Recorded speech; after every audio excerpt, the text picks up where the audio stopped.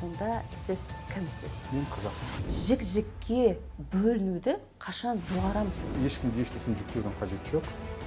Орысша айтсақ, моя хата с края деген ешкім болған жоқ қой. Бұл ұлт емес пе? Сонда біз қазақстандық деп аталамыз ба? Өзге ұлт деген нәрсе, өзге этнос деген нәрсені жаман қатынның өсегі сияқты бір нәрсе. Если нормальному человеку 40 раз сказать, ты дурак, он станет дураком. Жаңа Қазақстанда шешімі табылады ма проблемалардың? Мен даже проблема деген сөзге қарсымын. Шешіле ма, шешілмей ма сол мәселе. Шешіледі деген проблема. Проблема болса шешілмеу керек ол. Өзіңіз осы деңгейге қалай жеттіңіз? Бізді қоя салыңыз. От салғысы келетіндер кім? Қабатын ит тісін көрсетпейді дейді ғой. Әртүрлі жағдайға дайында болу керек. Осы уақытқа дейін бесігіміз түзелмеді ме? Бесік шайқалады. Сонда сіздің жүрегіңіз қазақ ел деп соғады ма? 19 миллионның бәрі солай емес пе?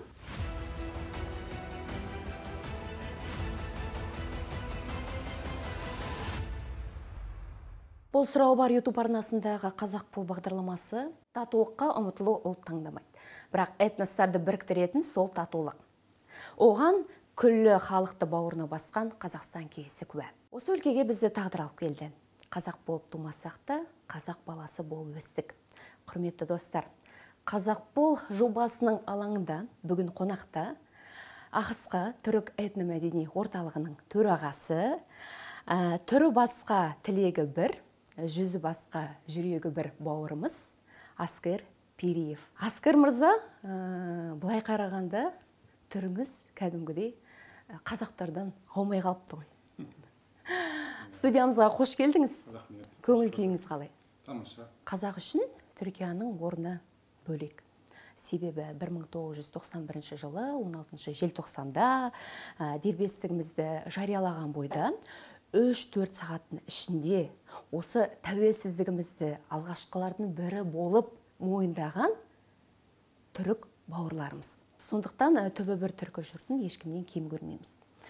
Аскер мырза, сіздің ата-бабаңыз Қазақстанда пана тапты. Сіз өзіңіз осы киелі өлкеде туып өстіңіз. Алдымен айтыңызшы, сонда сіз кімсіз? Түрік, қазақ, әлде қазақстандықсыз ба? Рахмет, бүгін мынандай осындай керемет жоба екен. Аты өзін айтып отырғандай, расында заманымызға өте қажет. Сондай үлкен бір шараның бастамасы осы бағдарламаның атымен жалғасын және нәтижесін табады деген сенімдемін. Жаңа айтып өттіңіз ғой, 91 жылы тәуелсіздікті біріншілерден болып таныған, қабылдаған Түркия елі болды. Бұл заңдылық деп ойлаймын, басқаша болу мүмкін емес еді. Әйтпесе сондай түбі бір дегеннің ешқандай бір мағынасы қалмас еді. Енді сұрағыңыздың соңғы бөлігіне келетін болсаңыз, бұл мәселе әркез, әртүрлі сондай алаңдарда, әртүрлі жерлерде көтерілетін мәселе. Бірақ бізге сіздің өзіңіздің жеке ойыңыз қажет. Енді қараңыз, менің ойым Қазақстанда туып өскен, мен түрік этносының өкілімін. Бірақ қанша түрік этносының өкілі болғанмен жұтқан ауамыз, ішкен суымыз, жеген нанымыз қазақтық болған үшін қазақша мектепте де оқыдық. Және де шетелге шыққан кезде, немесе шетелден біреу келген кезде соларға ешқандай да түсіндіре алмайсыз. Яғни сондай әлемнің стандарттарына сәйкес айтатын болсақ, мен қазақпын. Қазақсыз, е? Бәрекелді. Енді қараңызшы, мысалы, Қазақстанды қандай да бір азамат шетелге шығатын болған кезде, паспортының төлік құжатының бетіне виза деген жапсырған кезде, сол жақтан ұлты деп тұрады. Соған қарасаңыз, бәріне қазақ деп жазады. Яғни бұл әлемдік сондай бір заңдылық. Сол үшін мен енді сұраса, әрине қандай этнос десе болады, бірақ жалпы осы қазір 19 миллионнан астық қой. Құдайға шүкір, 20-ға жақындап қалдық. Соның бәрі бір ұлт деп қабылдайды бүкіл әлем. Бір ұлт, яғни қазақ ұлты. Әрине.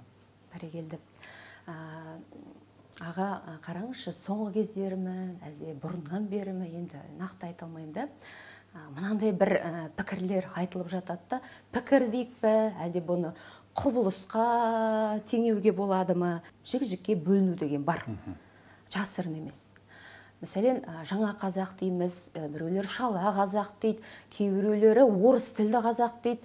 соңғы кездері асфальт қазақ деген терминдер шығып жатыр. Енді асфальт қазақ дегеніміз бәлкім сол қалада туып өскен гламурный қазақ па, әлде бір қазақстандықтығын деп ойлаймын. Мәселен, сіз өзіңіз айтып өттіңіз, шетелге шыққанда, жыраққа шыққанда аяғымыз кәдімгідей шекарадан, осы Қазақстанның шекарасынан өзге шекараға атталып болғаннан кейін болды, бітті. Бұл жерде ешқандай ұлт айырмашылығы болмайды. Яғни барлығымыз бір қазақстандықтар болып шығамыз, солай емес пе?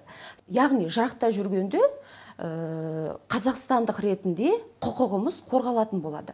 Қалай ойлайсыз, сонда осы жік-жікке бөлінуді қашан доғарамыз? Жалпы осындай жік-жікке бөліну деген қажет пе? Енді қараңыз, не істеуіміз керек осыдан арылу үшін? Тоқтайтын мәселе емес, қоя салатын мәселе де емес. Соның атын бар ғой, жік-жікке бөліну емес, жік-жіктен құраламыз деп айтсақ, мүмкін дұрыс болатын шығар.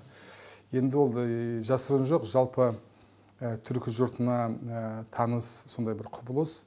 Ол тек қана қазақтар емес, бүкіл түркі жұртында бар нәрсе. Бір нәрсе болса бөлінеміз, бірақ соны сөздің өзін жік-жікке бөлінеміз, жік-жіктен құраламыз, немесе жүзден құраламыз, немесе рудан құраламыз, немесе қоғамның ішіндегі осындайдан құраламыз деп айту керек. Яғни онда тұрған еш нәрсе жоқ. Мысалы, қандай да бір қоғамды қажет болса техниканы да ала салыңыз. Мысалы, қандай да бір техника көп нәрседен құралады да, нәтижеде бір нәрсе шығады. Бірақ бір нәрсені ұмытпауымыз керек, біз бір атаның, бір ананың баласындай бір елдің азаматы екенімізді.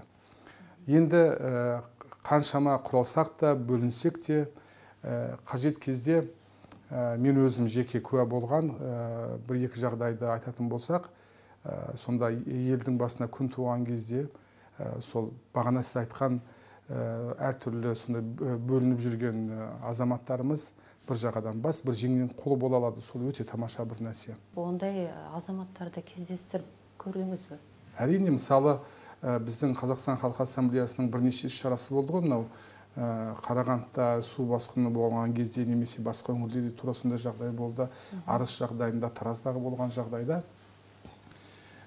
жаңағы жай бейбіт өмірде, жай ғана жүрген кезде сол бөлініп жүрген азаматтарымыз қарасаңыз бәрі жұмылып, бағанағы жүкті көтерді ғой.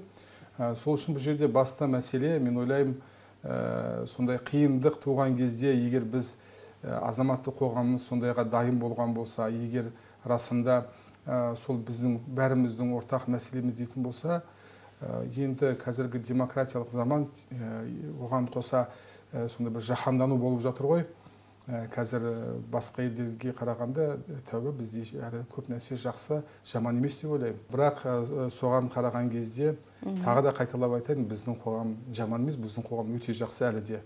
Енді бәрін бір қалыпты адам істей алмаймыз, ешкім істей алмайды оны. Бірақ басты құндылықтар бір болатын болса, бізді біріктіретін, біздің сондай көзқарасымыз, еліміздің келешегін уайымдайтын болатын болса, әрине бұл тамаша. Бірақ адамдардың бәрі бірдей болсын десек, ол бірдей болу мүмкін емес. Қызықсыз болады ғой өмірде. Адамның ерекшелігі сол. Қызық болмайды ғой. Қызық болмайды. Сол үшін енді кезінде, мысалы, 90-шы жылдарда, қажет десеңіз айтайын, мысалы, 90-шы жылдарда батыстың, Европаның сондай саясатшылары, саясаттанушылары Қазақстан Республикасын сондай бір республика ретінде, егемен ел ретінде болуына көп кісілер сенбеді. Ол мүмкін емес деп ойлады, қажет десеңіз де. Мысалы, әлемдегі көптеген елдер бар ғой, көп этноста. Соның ішінде біреуі Қазақстан, жалғыз емес әрине, бірақ сонда да осындай көп етнос қалай болады, бұл ел бола ала ма, қазақ елі бола ала ма деген көптеген күмәндар болды. Сенбедім, мысалы, қажет десеңіз де. Не істедік біз, мысалы, Қазақстан Халқы Ассамблеясының бастамасымен біздің айырмашылығымызды күшке және бірлікке аудара білдік. Бұл үлкен жетістік деп ойлаймын. Мысалы, осы қажет десеңіз 30 жылдың ішіндегі егемен Қазақстанның қол жеткізген басты байлық, басты құндылықтары, басты жетістік деп айтсақ та болады қажет десеңіз. Неге десеңіз, ол болмағанда еш нәрсе болмас еді. Көрдіңіз бе? Бұл жерде бастысы сенім болу керек қой. Сонда сол уақытта қазақ халқының сенімі мықты болғаны ғой. Қазақ халқының сенімі мықты болды. Осындай жоғары деңгейге жетіп отырғанымыз, тәуелсіздігімізді сақтап отырғанымыз.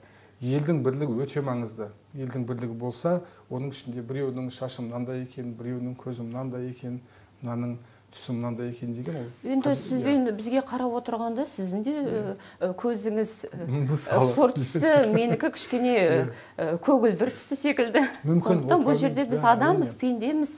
Сізбен мінекей жақсы керемет сұхбат жүргізіп жатырмыз. Алайым солай болғай. Сондағы айтыңызшы, толыққанды түрде қашан бір тұтас ұлт боламыз? Біз толыққанды бір тұтас ұлт болдық. Қашан болғалы? Болдық деп ойлайсыз? Әрине болдық. Сонда біз қазақстандық деп аталамыз ба? Бір тұтас ұлт? Енді бағана әңгіменің басында бастадым, біраз ашайын ол. Енді қараңыз. Мысалы, Алмания елі, Германия дейміз ғой. Германияда егер сол мемлекеттің төлқұжатын алып азаматы болсаңыз, сіз неміссіз. Болды.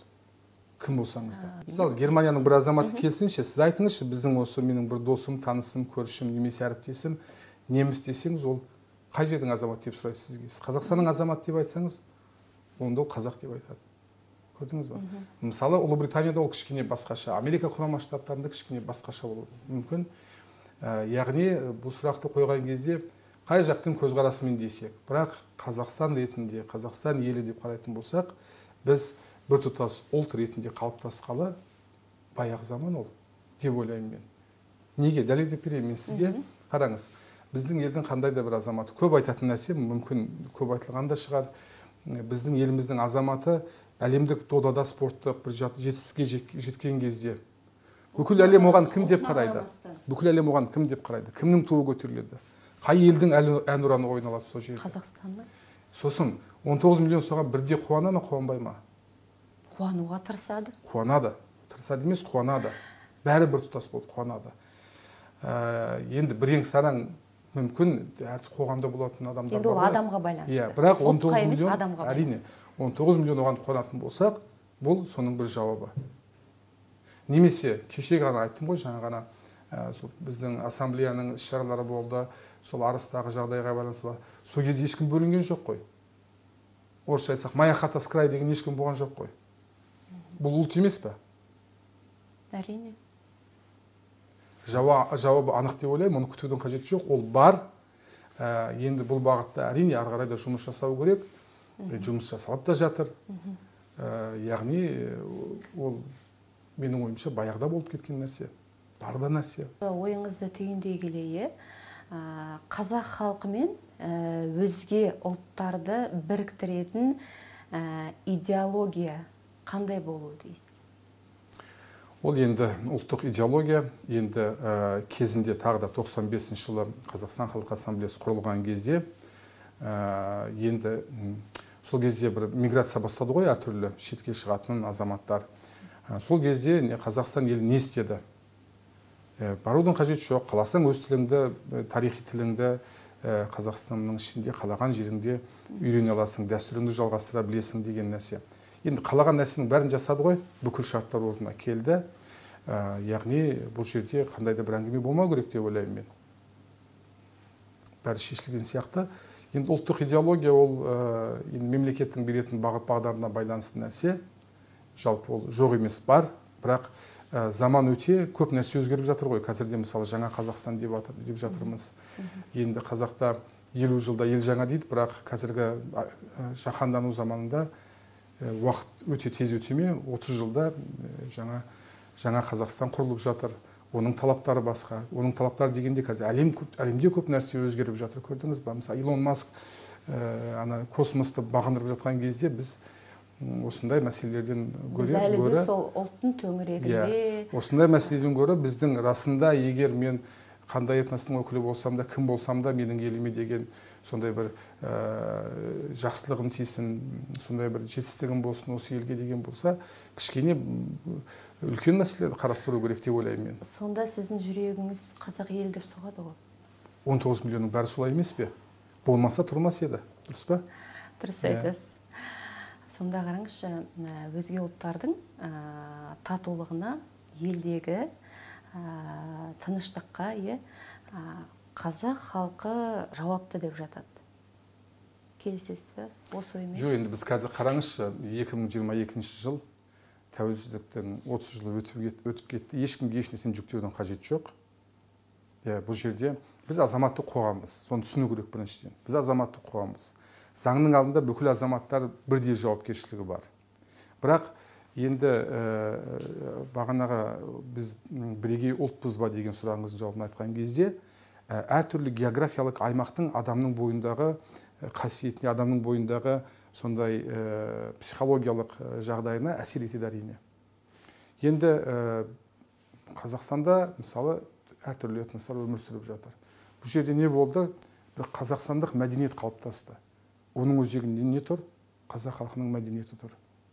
Қалай оның көңілі кең болатын болса, ол бүкіл 19 миллионға, этнос болсын болмаса, бүкіл 19 миллионға бірдей ол қалыптаса бастайды. Көрдіңіз ба?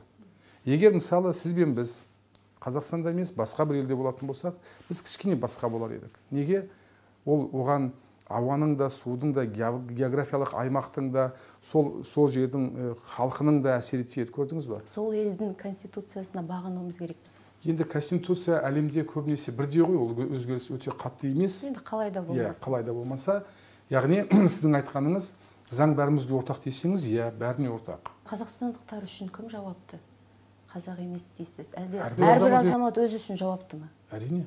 Өзге ұлттардың жауапкершілігі қандай болуы? Меніңше мына өзге ұлт деген нәрсе, өзге этнос деген нәрсені қажет емес деп ойлаймын. Яғни отандастар қазақстандықтар. Біріншіден, әрбір адамға әрбір рет өзге дейтін болсаңыз бар ғой, сол адамның көкірегіне итерген боласыз. Оның біріншіден бұл.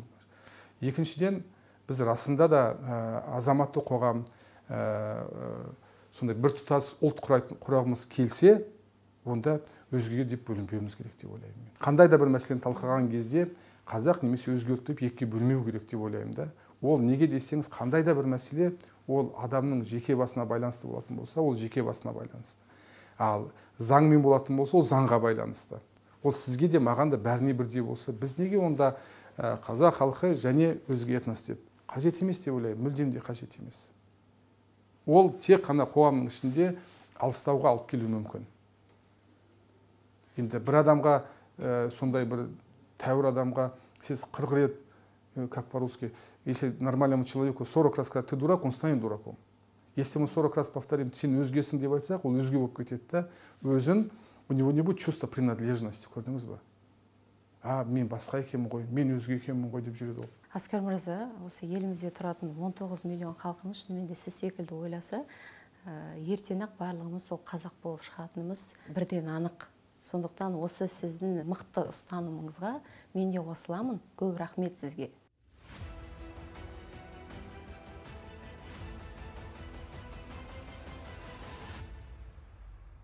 Сіз ұлттық құрылтайдың мүшесі болып табыласыз. Жақында жаңа статусқа ие болған Ұлытау жерінде алғашқы отырысы өтті. Жалпы осы ұлттық құрылтай қоғамның үнін естіп, мұң-мұқтажын түсініп, халықтың көкейінде жиналып қалған сан алуан проблемаларды шешуші алаңға айнала ала ма?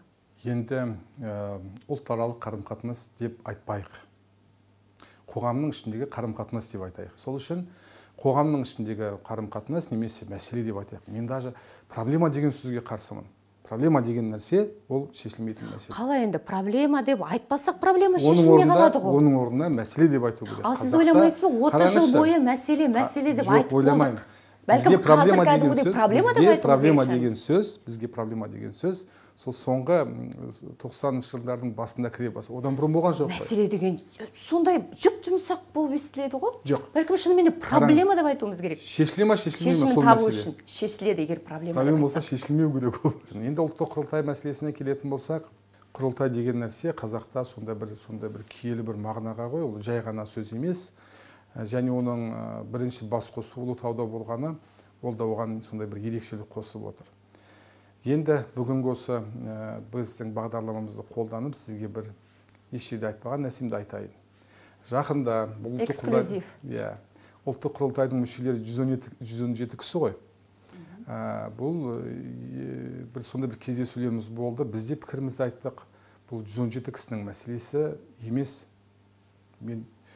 Бұл халықтың мәселесі, бұл елдің мәселесі деп, соны не істейміз, қалай істейміз деп, ең нәтижесінде жақында құрылтай дейтін платформа шығады. Онлайн платформа. Онлайн платформа. қазақ елінің қалаған бір өңірінен қалаған азаматы сол жаққа өзінің ұсынысын, өзінің мәселесін, көкейінде жатқан еліне, өңіріне, аймағына байланысты мәселе болатын болса, сол жаққа жазып жеткізе алады. Неге десеңіз, 117 кісі бұл енді адами фактор ғой, бәрін жеткізе алмау мүмкін. Көрдіңіз ба? Сол үшін ертеңгі күні бұл құрылтайдың жұмысына сондай көкірегі ояу, белсенді азаматтарымыз, немесе қалаған азамат жаңа мәселесін де айта алады, шешімін де мүмкін бар шығаруда, оны да айта алады, қаласа. Сол айтатын бірінші мәселе бұл. Ал екінші мәселе, ана ұлттық құрылтайдың 117 кісі мүшесі, қарайтын болсаңыздар, бұл жерде әрбір өңірден, әрбір саланың өкілдері, әрбір жаңағы жас категориясы, кісі санына қараған кезде жастар, жас үлкендер, орта жастағылар, әйелдер, еркектер деп бүкіл стандарттар орнына келген. Енді басты мәселе тағы да айтайын, бұл біздің ұлттық бірлігіміз, ұлттың ынтымағы, елдің ішіндегі бірлік, және соның жалғасында жаңағы жиналып қалған мәселе болатын болса, шешімін талай уақыттан бері күтіп келе жатқан немесе іздеп жатқан мәселелер болатын болса, ұлттық құрылтай арқылы, ұлттық құрылтайдың платформасы арқылы көп нәрсе сол нәтижеге жетеді деген сенімдеміз. Әумин. Қазір қараңыз, осындай онлайн платформалар көбейіп бара жатыр ғой. Сіз айтасыз, әрбір азамат, әрбір қазақстандық сол платформаға өзінің, былайша айтқанда, назын, проблемасын, мәселесін жазып жібере алады. Бұл енді қалыптасқан бір үрдіс секілді. Сонда шынымен де осы онлайн платформа арқылы, жалпы осы құрылтай арқылы халқымыз өздерінің проблемаларын шеше алады ма? Енді біраз көп нәрсе халықтың өзіне байланысты ғой. Ол жазыла береді, платформалар туындай береді. Онсыз да болмайды ғой, енді оны да жасамаса не істесін? Ертең жұрт айтпай ма біздің? Бізден сол жаза беріңіздер, жібере беріңіздер, қараймыз, зерттейміз, анықтаймыз, содан кейін ол тағысын шығады, не болды деп сол аяғы болады ма? Жалпы жаңа Қазақстанда шешімі табылады ма проблемалардың? Біріншіден, проблема деп айтатын болсақ, сөзді жарайды қолданайық. Маған өзіме ұнап тұр проблема деген. Өйткені шешімін табатын секілді осы сөзді айтса. Проблема бар, проблема болады. Оны бірінші қабылдау керек оны. Бәрі сондай шешілді, бәрі тамаша, гүл-гүлістан болды деген ел жоқ әлемде. Кеше ғана біздің бір таныс досымыз айтады, Лос-Анджелестің орталығында өзін сыйлайтын азамат тұрмайды екен, қаланың сыртында тұрады екен. Неге білесіз бе? Бірінші себеп ол Лос-Анджелестің ортасында 70 мың үйсіз жаңағы көшенің бойында үйдің шетінде жатады екен. 70 мың. Бұл біздің стандарт бойынша бір үлкен қала ғой, аудан орталығы ғой 70 мың деген. Америка шешті ма? Вопрос үйсіздердің мәселесін. Ол жақта қателеспесем, Америкада үй мәселесі сондай қиын. Жоқ, көшеде адам жатыр ғой, ол адам ғой. Әрбір елдің басты құндылығы Конституцияның бірінші пунктіне қараңызшы. Мемлекет үшін басты құндылық деп табылатын оның азаматы, оның денсаулық қауіпсіздігі емес пе? Қараңызшы, бұл жерде мен Қазақстанды айтып отырмын. Жоқ. Сіз басқа елдермен салыстырмаңызшы. Салыстыру керек, қажет десеңіз. Америка ол бір бөлек. Салыстыру керек. Қазақстан бір бөлек. Бізде онлайн платформа құрылды. Иә. Ұлттық құрылтай құрылды. Мен сізге тағы да айтайын да, егер сіз бағана сұрадыңыз ғой, бүкіл мәселе шешіле ма деп. Мен сізге айтып отырмын. Проблема болды, проблема бар. 75% болса да. Проблема болады, онсыз болмайды ешқашан. Азайту керек қой проблема. Оны минимумға жеткізу, әрине, ол басқа мәселе. Әрине, ол басқа мәселе. Енді платформа бар еді, бәрі ашып жатыр, бәрі құрылды. Ол қажет, онсыз да болмайды. Онсыз болса басқа вариант бар ма?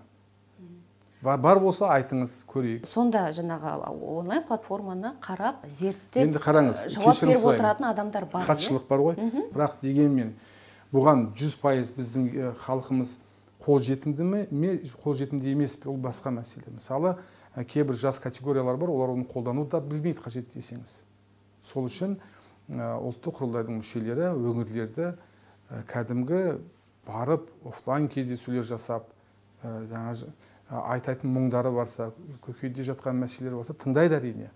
Сосын жиналған бүкіл ақпарат сегмент, сектор бөлініп, сосын қалыптастырылады. Сонда қараңыз, онлайн платформа деп жатырмыз. Ал ауылды елді мекендер, Жаңа айттым ғой. әжелеріміз, Жаңа аталарымыз не айттым істейді олар? ғой. Жаңа айттым ғой.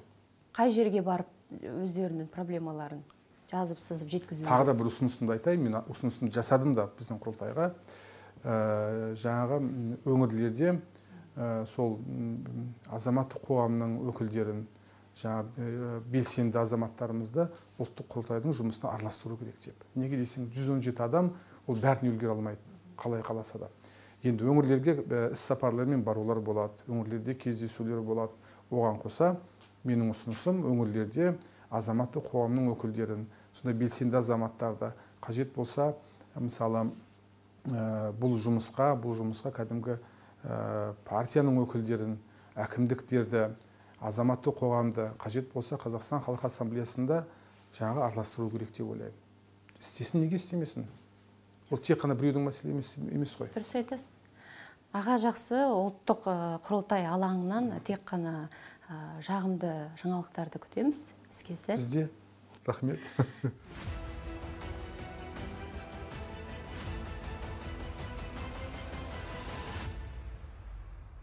Кәдімгідей қазақтың жан тәнін бойыңызға әбден сіңіріп алыпсыз. Қазақтың жанын қалай түсінуге болады? Өзіңіз осы деңгейге қалай жеттіңіз? Енді оның қандай да бір формуласы жоқ. Мен осылай болайын деп тырысқан да жоқпын. Ол жаңағы кәдімгі табиғи эволюция ғой ол. Табиғи эволюция деген нәрсе заманмен, уақытпен өз-өзіне қалыптасатын бір құбылыс. Орта дейсіз ғой, әсер ететін. Сіз осы ортада жүрсіз. Ешкімде мен бұлай болайыншы деп болмайды ғой. Бұл спорт емес, немесе бір ғылым емес. Адамның қалыптасуына көптеген нәрсе әсер етеді. Мысалы, сондай бір қалжың бар. Сен неге бұлайсың деген кезде ауасы мен суынан деп айтады. Сол үшін жаңағыда мен туралы айттыңыз, бірақ мен осылай болайыншы деп қандай да бір атсалысқан жоқпын. Өз-өзімен табиғи эволюция, табиғи құбылыс. Енді мынау бізді қоя салыңызшы, біз енді кеңес уақытының тумасымыз ғой. Мысалы 91-ден кейін туған балдар, олар мүлдем басқа. Олар туғаннан бастап тәуелсіздік елде туып өсті.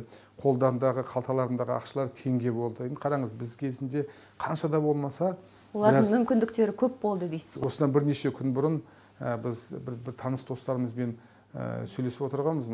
Қазір түлектер мектепті бітіріп жатыр, олардың көзқарасы деген басқа, бізде мүлдем басқа болды. Бізде максимум арманымыз Казгу еді ғой сол кезде. Ол предел, одан басқа бізде не жоқ. МГУ-ны даже армандамайтын да едік. Сол уақытта. Қазіргі жастарға қараңызшы, олар бүкіл әлемді бірдей көріп отыр осылай. Олар Казгу-ны да, Аграрканы да, ЮНУ-ны да, Гарвардты да, қажет десеңіз MIT-ді де, басқаларын да бірдей қарайды олар мысалы. Оларда шектеу жоқ. Бізде шектеу болды, не болды? Қазақстанның іші қатты бір сондай не болатын болса, енді көршілес елдер, мысалы Тарго Ташкенттегі мықты болды. Енді сондай бір амбициясы өте мықты болатын болса, алдын ала дайындалып, сондай бір ерекше отбасының баласы болатын болса, олар Ленинград, қазіргі Санкт-Петербург қой, немесе Мәскеуді кем дегенде ойлай алатын. Біздің ойымыз ол мүлдем кірмейтін де. Неге? Бізде кәдімгі шектеу қойып тастаған болды. Бізде сондай бір шектеу болды. Қазіргі жастарға қараңыздаршы. Бірақ дегенмен сіз осы деңгейге жеттіңіз. Енді қараңыз, олар айтады да, мысалы, мен пәленбай жерде оқимын деп жоспарлап жатырмын. Әрі қарай арман да емес, жоспарын айтып отыр. Жоспарымда кәдімгі немді Google-да бастаймын, немесе пәленбай жерде Microsoft-та жұмыс істеуді ойлап отырмын, қарайым көреміз деп соған атсалысып отыр да. Ал бізде енді білмеймін, шектеулер көп болды ма, әлде сол кездегі шарттар басқаша болды ма, бізде сондай болды. Ал енді қараңыздаршы, қазір біз әлемде салыстыратын болсақ, өте жас, не дейді, өте жас қоғамбыз, қоғам ретінде. Қаланың бір паркіне барсаңыз, немесе ойын сауық орталығына барсаңыз, топырлап жүрген балдар. Европа барыңызшы, барма бала деген жоқ. Бұл үлкен бір потенциал, үлкен бір күш қуат. Бұл даже қажет десеңіз, мұнайдан да, фармацевтикалық бизнестан да мықты нәрсе. Қоғамда баланың көп болуы, жас қоғамның болуы өте күшті мықты нәрсе. Бұл кәдімгі өте мықты синергия да. Бірақ мемлекеттің жасау қажет нәрсесіне осы күшті потенциалды қолдана білу. Әйтпесе біз жастарымыздан айырылып қаламыз. Яғни бізде бұрын не үшін деген сұрақ мүлдем атрофирован болған, миымызда болмаған. Бізге бір нәрсе айтылса, оны орындайтынбыз. А қазір жастар ондай емес. Жастардың сұрағына жауап беру керек. Жастардың талаптарын орындау керек.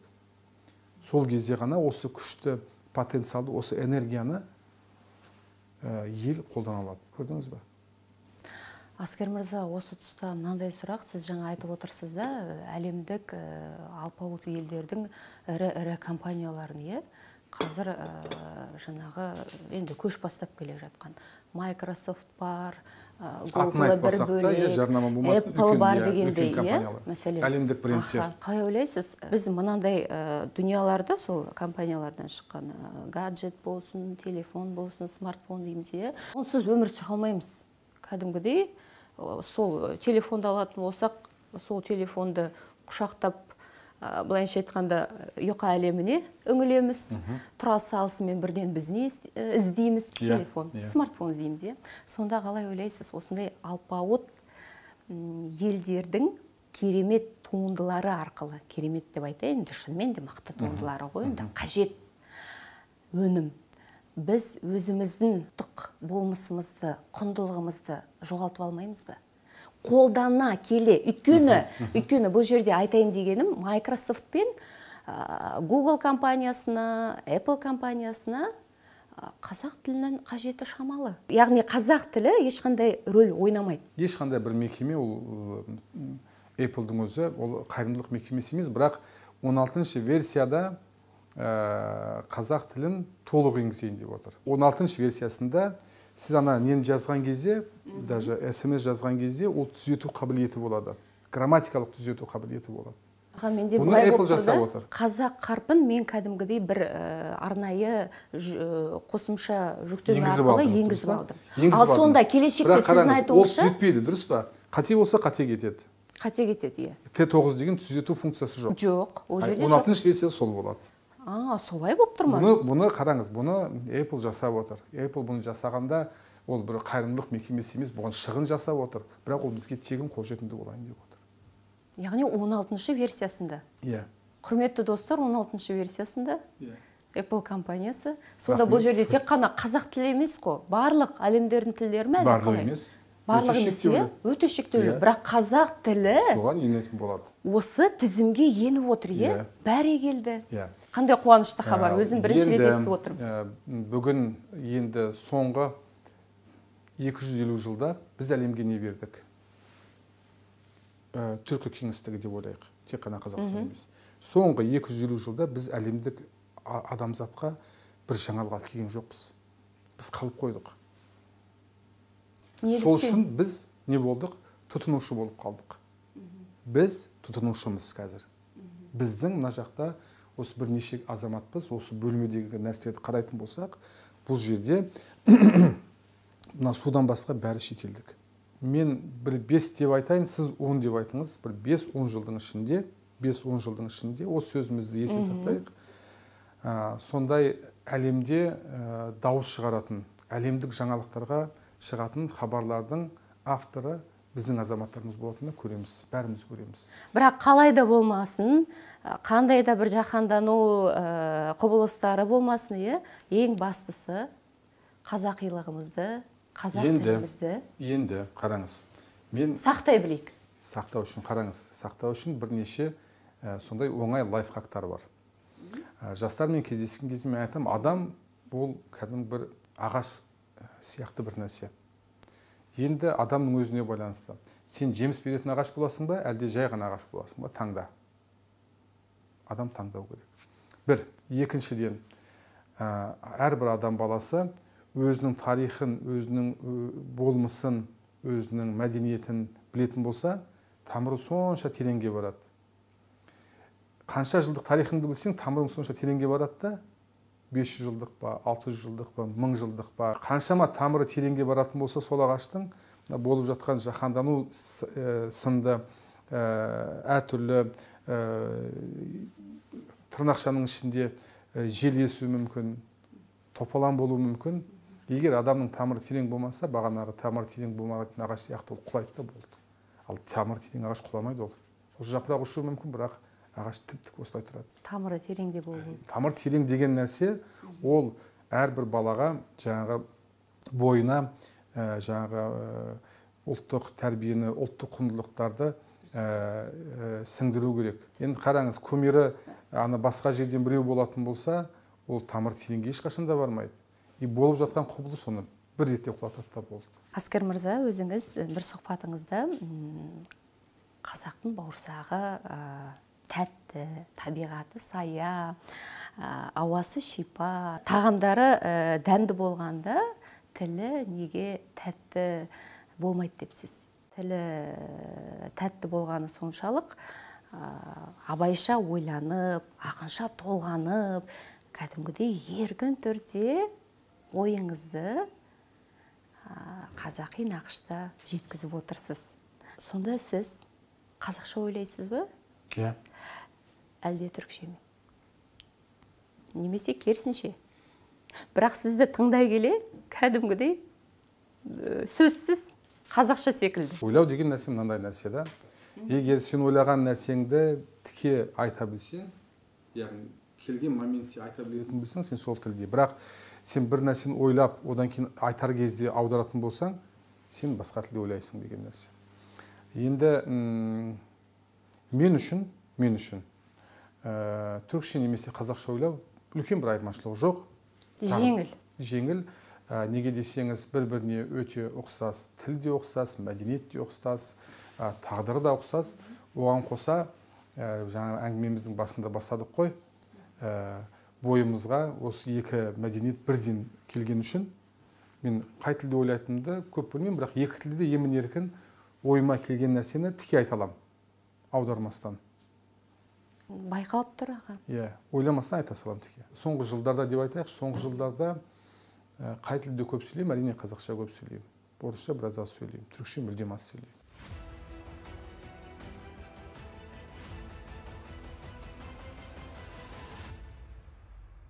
Қазір әлемде орын алған әлеуметтік экономикалық және геосаяси ахуал шын мәнінде енді барлығымыздың назарымыздан тыс қалған жоқ, иә. Көрші елдеріміздің жай-күйі барлығымызды алаңдатуда. Енді кейбір көрші елдің данышпан сымақтары керісінше жаңағы татулыққа, сабырлыққа шақырудың орнына отқа май құюда, иә. Бұл жерде түсініксіз, өздерінің қара бастарын сақтап қалу үшін бе, әлде біреудің шашбауын көтеру үшін бе? Енді білмедім ол жағын. Қазақстанда ұлттар арасына от салғысы келетіндер кім? Олардың көздегені не, сіздің ойыңызша? Біріншіден, ол соны майға, отқа май құятындар, ол аттарын атап, түстерін түстемей қойып? Жоқ. Олар жай ғана бұл істі жүзеге асырушылар. Олардың артында әрине біреулер бар. Солай деп ойлайсыз ба? Әрине. Оның артында сондай бір сүйенер тасы қабырғасы болмаса, ол әркімнің... Сіз айта аласыз осындай нәрсені? Айта алмайсыз. Қазір нақты сізге жауап бере алмаймын. Бірақ олай айтпаушы едім. Сана сезімімде ондай... Тәрбиеңіз рұқсат бермейді, дұрыс па? Ондай жаман қасиет жоқ. Бізде кішкене басқаша тәрбие болды. Көрдіңіз бе? Қазақстанда бізде тәрбие басқаша. Бізде бірінші айтпастан бұрын ойлау керек. Мен айтқаннан кейін не күтеміз? Аяғы не болады? Да, соңы не болады? Оған жауап беру керек ертең, дұрыс па? Сол үшін көп нәрседе ойға келген нәрсенің бәрін айта бергенше кішкене сабыр сақтап, парасаттылықпен қарап, одан кейін. Енді бірақ сонда нені көздеп отыр бұлар? Бір нәрсені көздеп отырып айтып отыр ғой, немесе оларды соған итермелеп жатыр ғой. Сол бір жолмен, сол жасап жатқан жолмен көп деген мақсат мүдде күтуі мүмкін. Бірақ бұл болады, әлі алдымызда да болады ондай нәрселер. Одан қызықтары да болады. Бірақ бұларда осы болып жатқан жағдайда екі жақсы нәрсе бар. Давайте позитив жағынан қарайықшы. Екі позитивті нәрсе бар да. Біріншіден, жақсы жағы олардың тіке бетке айтқаны. Оны бетке айтпай істесе ол жаман. Көріп отырмыз, пәленбай адам айтқан екен. Енді шамамен білетіндер біледі ғой, оны кім сөйлетіп жатыр, оған ол күшті кім беріп жатыр. Бір. Ал екіншіден, сондай жағдайлар болған кезде қазақ бірігеді екен. Бәрі бір жағадан бас, бір жеңнен қол бола салады. Бағана айттық қой. Біз сондай бір жағдай болған кезде бірігеді екенбіз. Солай болды ғой, болады да деген үміттеміз, иә. Яғни ондай нәрселер болғаны жақсы емес, ондай нәрселерге бірақ дайын болу керек. Ондай жағдайлар әлі алтымызда әлі талай да болады. Бұл әлемдік тәжірибе, басқа елдерде болды ма? Болып та жатыр. Енді қатты оған алаңдаудың қажеті жоқ. Неге десеңіз, анау қабатын ит тісін көрсетпейді дейді ғой. Енді ондайлар айта береді, керуен жүре береді. Сол үшін қатты алаңдаудың қажеті жоқ, бірақ әртүрлі жағдайға дайында болу керек. Жауапқа да дайын болу керек. Ең бастысы біз кім екенімізді білсек. Бастысы білікте болуымыз керекпіз, иә? Кім екенімізді білсек, қай жолда болғанымызды білсек, өзіміздің сондай дұрыстығымызға сеніміміз нық болатын болса, біреу былай депті, біреу андай депті. Ол кәдімгі жаман қатынның өсегі сияқты бір нәрсе ғой. Жаман қатынның өсегі сияқты бір нәрсе. Оған даже қажет болса біздің анау ел басында жүрген ағалардың оларға жауап бергені дұрыс емес, мүлдем даже қажет болса. Ол дәрежесі мүлдем басқа ғой олардың. Халық қажет жауабын береді. Ең бастысы біз кім екенімізді білсек, біз жоғары болуымыз керекпіз дейсіз ғой. Әрине. Ондайлар әлі көп шығады, көресіздер алдымызда әлі. Сонда, Әскер мырза, біз қазақстандықтар жалғыз емеспіз ғой? Жоқ, ешқашанда. Біз кімге үміт арта аламыз? Бізге кім араша түсе алады? Егер Алла сақтасын, қандайда бір осындай сұм дүниялар туындап жатса? Енді еліміздің қалыптасу жолына қарайтын болсақ, осы уақыттың бәрінде біз не қалдық? Дипломатиялық жолды таңдадық. Қазақстан мысалы күшті армия құрайық десе, үлкен ақшалар жұмсалады сол үшін. Жұмсаған жоқ, не үшін? Жалпы бізде сондай көршілермен тату туыс тұру деген философия бар мысалы. Көшпенділердің өмірін қараңызшы. Немесе қазақтың тарихын қараңызшы. Бірде біреуге шабуыл жасаған ба? Біреуге тиген ба? Тиіскен ба біреуге? Ондай нәрсе болмаған. Өзінің сондай бір тарихи философиясы бар. Бірақ қазіргі соңғы жағдайларға қарасақ, әр нәрсе болуы мүмкін екен деп ойлаймыз. Сол үшін тағы да айтайын, біз біріншіден өзімізге сеніміміз нық болу керек.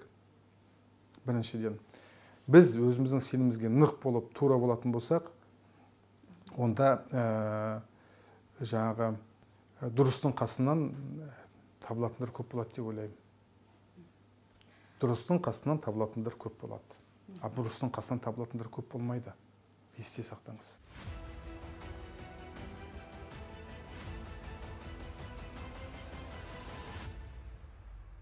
Жалпы сіз үшін рухани лидер кім?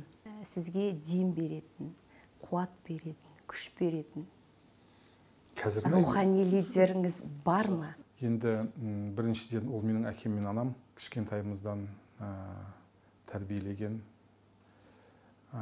өсірген, оқытқан, жеткізген бірінші солар. Сосын жалпы халқым деп ойлаймын. Неге десеңіз, нәтижеде әрбір адам баласы құс сияқты ғой, ұядан ұшып кетеді. Мысалы, ұшып шығасың, сосын сенің жалпы болмысыңа әсер ететін нәрсе ол қоғам деп ойлаймын. Ол тек қана мен емес, әрбір адам үшін сондай. Ал бүгінгі таңда сол маған мотивация да беретін, жаңағы алға деген ұмтылысқа жаңағы қолдау көрсетіп, жаңағы не қылатын, сол біздің қазақ халқым, елім, қоғам деп ойлаймын. Бәрекелді. Сонда біздің басты ұлттық құндылығымыз қайда жатыр? Осы қазақи болмысымызды сақтауымыз үшін Қазақстанда тұратын барлық этнос өкілдері не істеуіміз қажет? Біріншіден еліміз, тіліміз, мәдениетіміз брендке айналу керек. Кем дегенде ол бағытта жаңағы дәріптеу керек. Кем дегенде ол бағытта балдарға арналған жаңағы түрлі мультфильм дейміз бе, әлде YouTube каналдағы сол балдарға тартымды, жағымды болатын бағдарламалар ма? Бұған ақшаны аяудың қажеті жоқ. Ешқандай. Неге десеңіз, біз егер жаңағы бесікті түзеуіміз керек та қазір. Бесікті түзеу керек. Ол бесікті түзеу бітпейді өмір бойы. Осы уақытқа дейін бесігімізді түзелмеді ме? Ол бесік 1000 жыл болса 1000 жылда түзеп тұру керек. Бір рет шайқап қойған болмайды. Мысалы, мен бесігімді бір рет түзедім, осымен болды деген болмайды. Әрбір әке шешеге қалай бала өмірдің соңына дейін бала болып қалады, сол сияқты да әр ел. Бір рет жасап қойдым, осымен болды деген болмайды. Мысалы, бір балаңыз болатын болса, оған мен осы 1 жыл бойы тәрбие бердім, болды, осыған жетеді дейсіз бе? Айтпайсыз. Келесі жыл оның жасы өскен кезде оған басқа нәрселерді айту керек. Одан кейін тағы басқа нәрсені айту керек. Сол іспетті әрбір ел бесігін әрдайым қадағалап қарау тұру керек оған. Бір түзегенмен бітпейді. Яғни, тағы да айтайын, жасалған жұмыс бір талай, бірақ алда одан да көп жұмыс жасап қажет. Неге десеңіз, қазіргі әлем тыныш тұрмай тұр. Әлемде көптеген құбылыстар болып тұр. Қазір әлем деген ол біздің екінші саусағымыздың ұшында ғой. Былай қарасақ бәрін көреміз. Не болып жатқанын. Әркімнің ешкімге сен шектеу қоя алмайсың ғой. Интернет деген нәрсе бар, смартфон деген нәрсе, смарт технология деген нәрсе бар. Сол үшін бесікті әрдайым түзеп тұру керек. Бесік шайқалады, қимылдайды бесік, шайқалады. Оның орнына қойып қарап тұру керек әрдайым. Бәрекелді. Тіл мен мәдениет ол бренд болу керек. Басты құндылық дейсіз ғой, иә?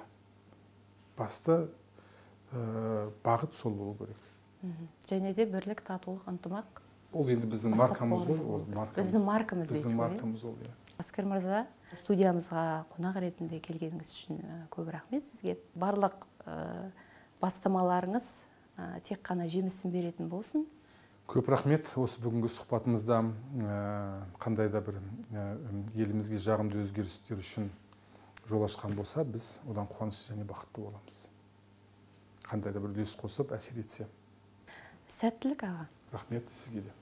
Жақсы күндерде жолыққанша еліміз аман, халқымыз тыныш, бірлігіміз бекем болсын. Аман сау болайық.